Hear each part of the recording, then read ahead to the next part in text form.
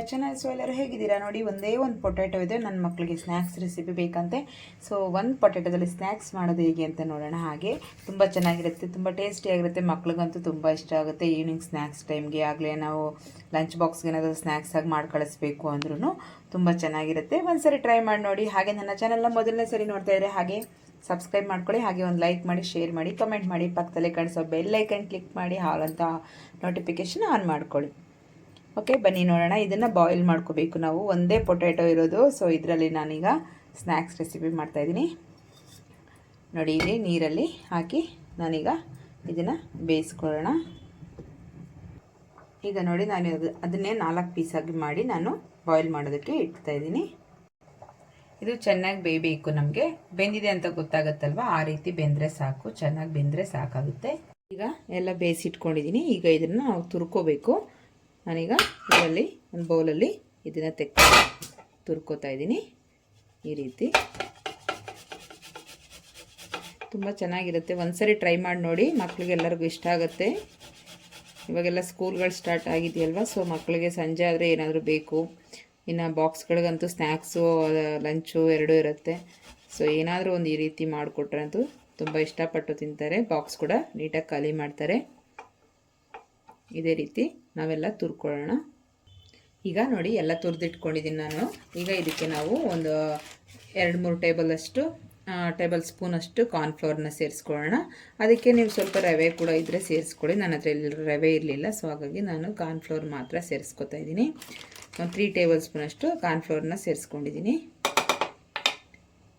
ಹಾಗೆ ಸ್ವಲ್ಪ chilli flakes ಹಾಕ್ಕೊಂಡಿದ್ದೀನಿ, ಜಾಸ್ತಿ ಏನಿಲ್ಲ, ಒಂದು ಸ್ವಲ್ಪ ಮಾತ್ರನೇ. ಹಾಗೆ ನಾವು ಇದಕ್ಕೆ ಸ್ವಲ್ಪ ಕಸೂರಿ ಮೇಥಿ ಹಾಕ್ಕೊಳ್ಳೋಣ. ನೋಡಿ, ಈ ರೀತಿ ಸ್ವಲ್ಪ ಕ್ರಷ್ ಮಾಡಿ ಈ ರೀತಿ ಹಾಕ್ಕೊಳ್ಳಿ. ಸ್ವಲ್ಪ ಮೆತ್ತಗಾಗ್ಬಿಟ್ಟಿದೆ, ಹಾಗಾಗಿ ಜಾಸ್ತಿ ಇದಾಗ್ತಿಲ್ಲ. ಸೊ ನೀವು ಸ್ವಲ್ಪ ಕ್ರಷ್ ಮಾಡಿಕೊಂಡು ಹಾಕ್ಕೊಳ್ಳಿ.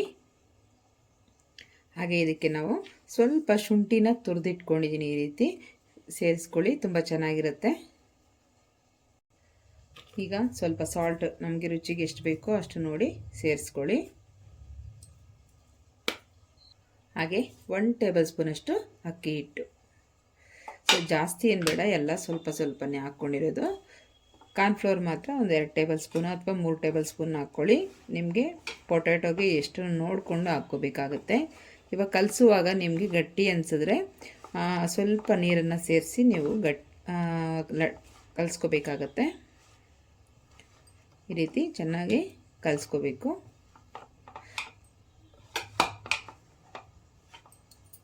ನಾನು ಸ್ವಲ್ಪ ನೀರನ್ನು ಸೇರಿಸ್ಕೊಂಡು ಕಲಿಸ್ಕೊತಾ ಇದ್ದೀನಿ.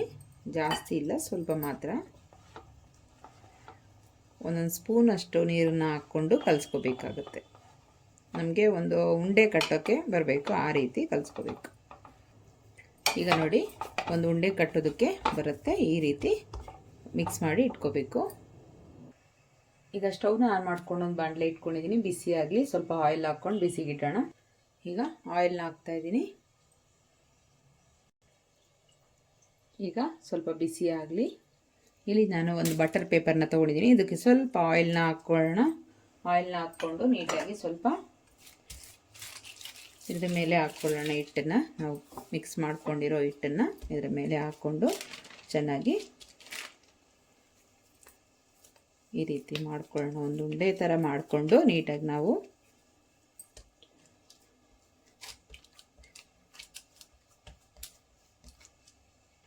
ಲಟ್ಟಣಿಕೆ ತೊಗೊಂಡು ಕೂಡ ನೀವು ಲಟ್ಟಿಸ್ಕೊಳ್ಳಿ.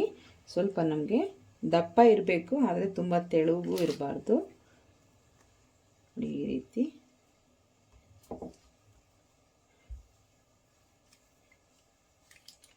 ಈ ರೀತಿ ಮಾಡ್ಕೊಳ್ಳೋಣ.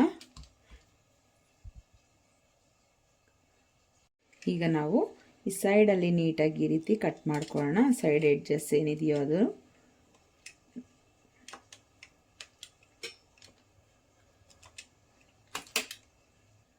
ಸೈಡ್ ಎಡ್ಜಸ್ ಕೂಡ ಏನು ವೇಸ್ಟ್ ಆಗಲ್ಲ, ಅದನ್ನು ಕೂಡ ಸೈಡಿಗೆ ಇಟ್ಕೊಳ್ಳಿ ಅಷ್ಟೇ. ಬಟ್ ಅದು ಕೂಡ ಯೂಸ್ ಮಾಡ್ಕೊಳ್ಳಿ, ಏನಾಗಲ್ಲ. ಬಟ್ ಒಂದೇ ಥರ ಶೇಪ್ ಬರಲ್ಲ ಅಂತ ಅಷ್ಟೇ ಅದನ್ನು ಕಟ್ ಮಾಡಿ ಸಪ್ರೇಟ್ ಮಾಡಿದ್ದು.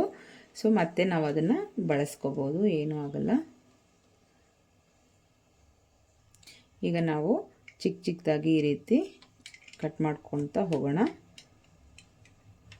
ತುಂಬ ಚೆನ್ನಾಗಿರುತ್ತೆ ಫ್ರೆಂಡ್ಸ್. ಮಕ್ಳಿಗಂತೂ ತುಂಬ ಇಷ್ಟ ಆಗುತ್ತೆ. ಒಂದ್ಸಲಿ ಟ್ರೈ ಮಾಡಿ ನೋಡಿ ನೀವು. ಎಲ್ಲ ಒಂದೊಂದು ರೀತಿಯಲ್ಲಿ ಎಲ್ಲ ಒಂದೇ ಥರ ಮಾಡ್ಕೊಳ್ತಾ ಇರಬೇಡಿ ಮನೆಗಳಲ್ಲಿ. ಈ ರೀತಿ ಒಂದ್ಸರಿ ಆಗಾಗ ಯಾವಾಗ ಫ್ರೀ ಇರುತ್ತೋ ಅವಾಗ ಮಾಡ್ಕೊಳ್ಳಿ. ಡಿಫ್ರೆಂಟಾಗಿ ಈ ರೀತಿ ದಪ್ಪ ಇರಬೇಕು ನೋಡಿ, ಇಷ್ಟು ದಪ್ಪ ಇರಬೇಕು ನಮಗೆ. ಈಗ ಇದನ್ನು ನಾವು 2 ಪೀಸಾಗಿ ಮಾಡ್ಕೊಳ್ಳೋಣ. ಕಟ್ ಮಾಡ್ಕೊಂಡಿರ್ತೀವಲ್ಲ ಇದನ್ನೇ ಈಗ ಈ ಮಿಡಲಲ್ಲಿ ಈ ರೀತಿ ಮಾಡಿಕೊಂಡ್ರೆ 2 ಪೀಸ್ ಆಗುತ್ತೆ. ಓಕೆ ನೋಡಿ, ಈಗ ಈ ರೀತಿ ಸಪ್ರೇಟಾಗಿ ನಾವು ಈ ರೀತಿ ತೆಕ್ಕೊಂಬಿಡೋಣ. ನೋಡಿ ಈ ರೀತಿ ಬರಬೇಕು, ಎಲ್ಲ ಪೀಸಸ್ ಆಗಿ ಈ ಥರ ಬರಬೇಕು. ಆವಾಗ ನಮಗೆ ಸಪ್ರೇಟಾಗಿ ನಾವು ಹಾಕಿದ್ರೆ ಆಯಿಲಲ್ಲಿ ನೀಟಾಗಿ ಬರುತ್ತೆ. ನೋಡಿ ಎಷ್ಟು ಥಿಕ್ನೆಸ್ ಆಗಿರಬೇಕು. ತುಂಬ ತೆಳುವು ಇರಬಾರ್ದು, ತೆಳುವಿದ್ರೆ ಚೆನ್ನಾಗಿ ಬರಲ್ಲ. ಸ್ವಲ್ಪ ದಪ್ಪನೇ ಇರಬೇಕು. ಈ ರೀತಿ ಕಸೂರಿ ಮೆಥಿ ನಾವು ಕ್ರಷ್ ಮಾಡಿ ಹಾಕಿದಾಗ ಪುಡಿ ಆಗಬೇಕು, ಆವಾಗಾದರೆ ಚೆನ್ನಾಗಿರುತ್ತೆ. ಇಲ್ಲಾಂದರೆ ನೋಡಿ ಈ ರೀತಿ ಎಲೆಗಳು ಈ ರೀತಿ ಬರುತ್ತೆ. ಸೊ ನಾವು ಎಲೆಗಳನ್ನ ಸ್ವಲ್ಪ ಚೆನ್ನಾಗಿ ಕ್ರಷ್ ಮಾಡಿ ಹಾಕಿ ಆವಾಗ ಆ ಥರ ಬರೋದಿಲ್ಲ. ಅದು ಸ್ವಲ್ಪ ಸಾಫ್ಟ್ ಇತ್ತು, ಸೊ ಮೆತ್ತಗಾಗಿತ್ತು, ಹಾಗಾಗಿ ಅದು ನನಗೆ ಪೌಡರ್ ಆಗಿಲ್ಲ ಅದು. ಸೊ ನೀವು ಮಾಡುವಾಗ ಆ ಥರ ಮಾಡ್ಕೋಬೇಡಿ, ಪುಡಿ ಮಾಡಿ ಹಾಕಿ. ಈಗ ನೋಡಿ ಒಂದು ಪೊಟ್ಯಾಟೋದಲ್ಲಿ ಎಷ್ಟಾಗಿದೆ ಅಂತ ಈಗ ಆಯಿಲಲ್ಲಿ ಬಿಡೋಣ. ಚೆನ್ನಾಗಿ ಬಿಸಿಯಾಗಿದೆ, ಒಂದೊಂದೇ ಹಾಕ್ಕೊಂಡ್ಬಿಡೋಣ ಈ ರೀತಿ.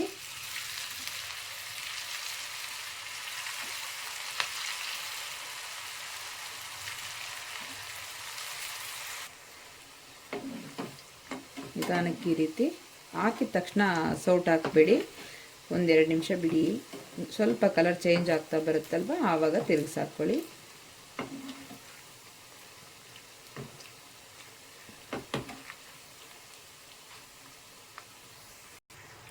ನೋಡಿ ಕಲರ್ ಚೇಂಜ್ ಆಗ್ತಾ ಇರುತ್ತೆ, ಆ ಟೈಮಲ್ಲಿ ಸ್ವಲ್ಪ ಆ ಕಡೆ ಈ ಕಡೆ ತಿರುಗಿಸಿ ಹಾಕ್ಕೊಳ್ತಾ ಇರಿ. ಆವಾಗ 2 ಕಡೆ ನೀಟಾಗಿ ನಮಗೆ ಬೇಯುತ್ತೆ. ಇಲ್ಲ ಅಂದರೆ ಒಂದೇ ಸೈಡೇ ಇದಾಗುತ್ತೆ ಕಲರ್ ಚೇಂಜ್ ಆದಾಗ. ಸೊ 2 ಕಡೆ ನೀಟಾಗಿ ಕಲರ್ಸ್ ಬರಬೇಕು, ಹಾಗೆ ಚೆನ್ನಾಗಿ ಒಳಗಡೆ ಬೇಯಬೇಕು ಅಂದರೆ ಸ್ವಲ್ಪ ಚೆನ್ನಾಗಿ 2 ಸೈಡು ನೀಟಾಗಿ ಬೇಯಿಸ್ಕೋಬೇಕಾಗತ್ತೆ. ನೋಡಿ ಎಷ್ಟು ಚೆನ್ನಾಗಿ ರೀತಿ ಊದ್ಕೊಂಬರುತ್ತೆ. ಒಂದು ಕುರ್ಕುರೆ ಶೇಪಲ್ಲಿ ದಪ್ಪ ಬಬಲ್ಸ್ ಥರ ಆಗಿರುತ್ತೆ ಒಳಗಡೆ ಎಲ್ಲ. ಸೊ ನಿಮಗೆ ತೋರಿಸ್ತೀನಿ ನಾನು ಆಮೇಲೆ. ನೋಡಿ ಇದೀಗ ಆಗಿದೆ, ಇಷ್ಟ ಆದರೆ ಸಾಕಾಗುತ್ತೆ. ತೆಕ್ಕೊಂಬಿಡೋಣ, ಒಂದು ಪ್ಲೇಟಲ್ಲಿ ಹಾಕ್ಕೊಳ್ಳೋಣ. ತುಂಬ ಬಿಟ್ಟರೆ ತುಂಬ ಸೀದೋದಂಗೆ ಆಗುತ್ತೆ, ಇಷ್ಟಿರಬೇಕು.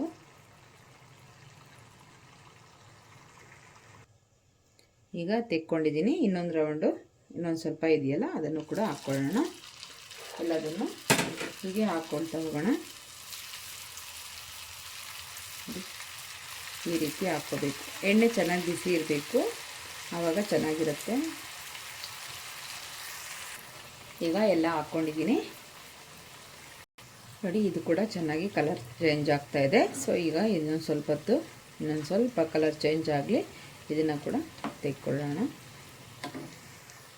ಮಕ್ಕಳಿಗೆ ಈ ಮಳೆ ಟೈಮಲ್ಲಿ, ಇವಾಗ ಸ್ನ್ಯಾಕ್ಸ್ ಟೈಮ್, ಈವ್ನಿಂಗ್ ಟೈಮ್ ಅಂದರೆ ಸಾಕು, ಸ್ಕೂಲಿಂದ ಬಂದ ತಕ್ಷಣ ಏನಾದರೂ ತಿನ್ನೋಕೆ ಕೊಡಿ ಅಂತ ಕೇಳ್ತಾನೆ ಇರ್ತಾರೆ. ಸೊ ಡೈಲಿ ನೀವು ಶಾಪಿಂದ ತೊಗೊಂಬಂದು ಬಿಸ್ಕೆಟ್ಸು ಅವೆಲ್ಲ ಕೊಡೋದಕ್ಕೆ ಹೋಗ್ಬೇಡಿ ಜಾಸ್ತಿ. ಬಿಸ್ಕೆಟಿಂದ ತುಂಬ ಮೈದಾ ಎಲ್ಲ ಜಾಸ್ತಿ ಇರುತ್ತೆ. ಬಿಸ್ಕೆಟಲ್ಲಿ ಅಷ್ಟೊಂದು ಒಳ್ಳೆ ಕ್ವಾಂಟಿಟಿ ಏನಿರಲ್ಲ ಮಕ್ಕಳಿಗೆ. ಸೊ ಆದಷ್ಟು ಅವಾಯ್ಡ್ ಮಾಡಿ ಔಟ್ಸೈಡ್ ಫುಡ್ಡನ್ನ ಆಗಲಿ, ಬಿಸ್ಕೆಟ್ಸ್ ಆಗಲಿ, ಇದನ್ನೆಲ್ಲ. ಸೊ ಮನೆಯಲ್ಲೇ ಏನಾದರೂ ಮಾಡಿಕೊಡಿ, ಒಳ್ಳೆ ಫ್ರೆಶ್ ಆಗಿರೋ ಎಣ್ಣೆಯಲ್ಲಿ ಮನೇಲಿ ಇರೋ ಐಟಮ್ಸಲ್ಲಿ ಏನಾದರೂ ಈ ಥರ ಈಸಿಯಾಗಿ ಮಾಡಿಕೊಟ್ರೆ ಮಕ್ಕಳಿಗೂ ಇಷ್ಟ ಆಗುತ್ತೆ, ಹಾಗೆ ಆರೋಗ್ಯವಾಗೂ ಇರ್ತಾರೆ. ಔಟ್ಸೈಡ್ ಯಾವುದ್ಯಾವುದೋ ಎಣ್ಣೆಯಲ್ಲಿ ಏನೇನೋ ಹಾಕಿ ಮಾಡಿರ್ತಾರೆ, ಟೇಸ್ಟ್ ಕೊಟ್ಟಿರ್ತಾರೆ. ಬಟ್ ಅದು ಎಷ್ಟು ಸರಿ ಅಂತ ನೀವೇ ಒಂದ್ಸಲಿ ಯೋಚನೆ ಮಾಡಿಕೊಂಡ್ರೆ, ಕೆಲವೊಂದು ವೀಡಿಯೋಗಳು ನೋಡಿ, ಸೊ ಅವರೆಲ್ಲ ಹೇಗೆ ಮಾಡ್ತಾರೆ ಅನ್ನೋದು ನೋಡಿಬಿಟ್ರೆ ಔಟ್ಸೈಡ್ ಫುಡ್ಡನ್ನೇ ಮುಟ್ಟಬಾರ್ದು ಅನಿಸ್ಬಿಡುತ್ತೆ. ಎಲ್ಲರೂ ಆದಷ್ಟು ಮನೆಯಲ್ಲೇ ಟ್ರೈ ಮಾಡಿ. ಮಕ್ಕಳಿಗೆಲ್ಲ ಇವಾಗೆಲ್ಲ ಏನೇನೋ ಜ್ವರಗಳು ಅದು ಇದು ಎಲ್ಲ ತುಂಬ ಬರ್ತಾಯಿದೆ, ಔಟ್ಸೈಡ್ ಫುಡ್ಗಳಿಂದನೇ ಆಗಿರ್ಬೋದು, ಮಸ್ಕಿಟೋಯಿಂದನೇ ಆಗಿರ್ಬೋದು. ಸೊ ಆದಷ್ಟು ಕೇರ್ಫುಲ್ಲಾಗಿ ನೋಡ್ಕೋಬೇಕಾಗತ್ತೆ.